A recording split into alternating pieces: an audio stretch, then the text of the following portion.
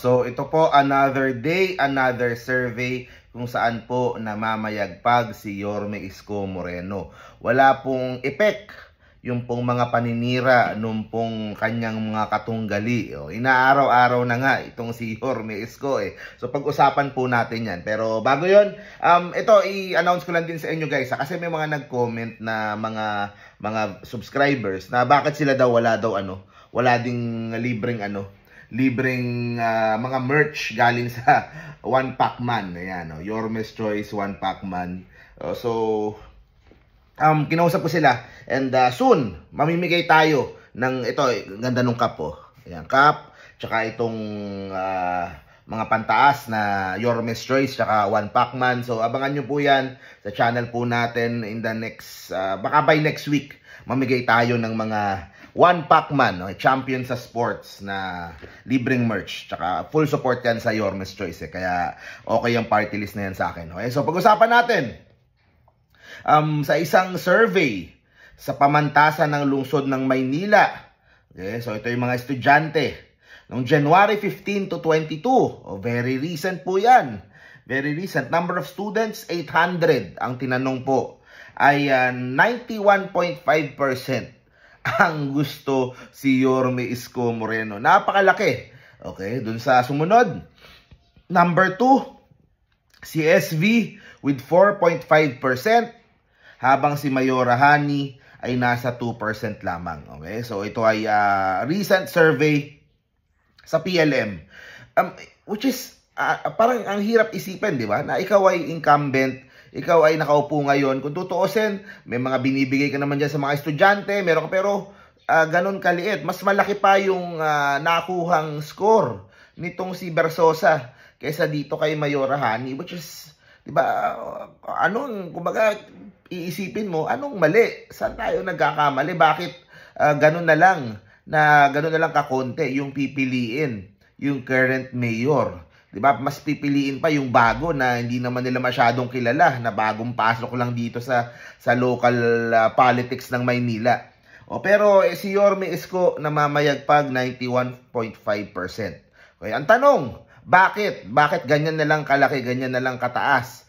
Siguro, fresh pa sa isip ng mga estudyante, o kung hindi naman kaya, baka nakukwento po sa kanila, yung ginawa ni Yorme Isko back in 2019-2020. Okay, siya lang naman ang nag-introduce nung monthly 1,000 peso allowance para po sa mga estudyante ng mga schools na pag-aari ng Maynila. Okay? Yung pong allowance na yan, kasi po dahil gusto ni Yorme Isko na yung mga estudyante ay hindi masyadong namumroblema para po sa kanilang pamasahe o sa kanilang pambaon, kahit papaano makadagdag.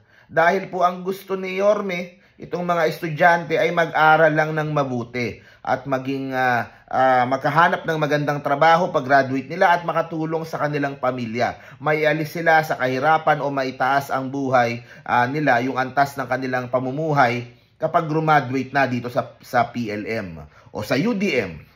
For that matter. So itong mga eskwelahan ng Maynila, iisipin mo public schools yan, pero magagaling yung mga estudyante dyan, matataas yung mga nakukuhang mga grades din, mga matatalino ang mga batang Maynila. Kailangan lang ng konting suporta, kailangan lang ng konting push, konting assistance mula po sa gobyerno, at yan na nga ang ginawa ni Yorme Isko na 1,000 allowance para po sa mga taga-UDM. So malaking bagay po yan. Lalo po na syempre yung mga nag-aaral dyan naman sa UDM tsaka sa PLM, karamihan po dyan ay hindi naman ganun ka well off. Di ba? Meron pa dyan mga mahihirap talaga, yung mga magulang nila ay nagsisikap para lang mapag-aral sila. At least, di ba, sa PLM, nakakapag-aral sila ng minimal yung cost, and meron pa silang natatanggap na allowance. At yan ang naaalala ng mga estudyante pagdating dito kay Yorme Isko. At hindi lang din yun, siguro naalala din nila nung yung mga estudyante nung panahon ng pandemic.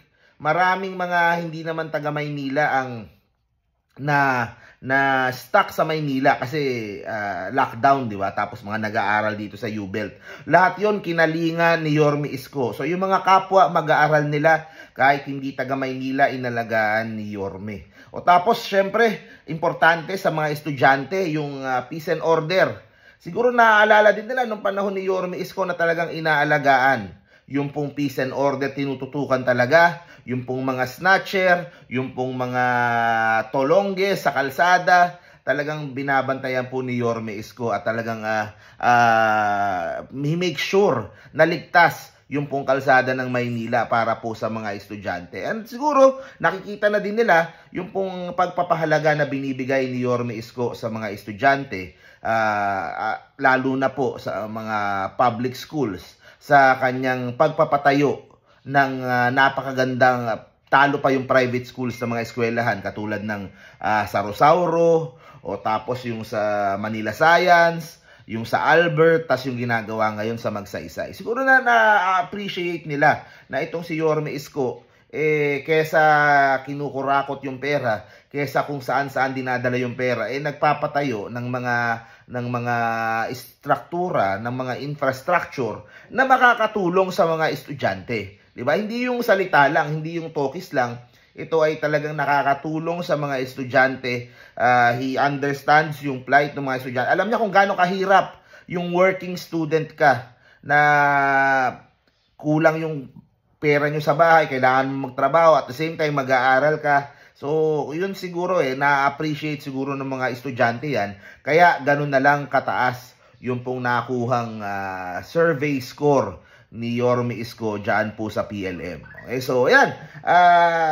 With below 4 months na lang to go, wala po, tapos na yung boxing. Baka ang pinagtatalunan dyan, yung mga ibang tumatakbo na lang, yung mga ibang nasa ticket na lang ng Yorme's Choice, yan na lang ang ipupush dyan.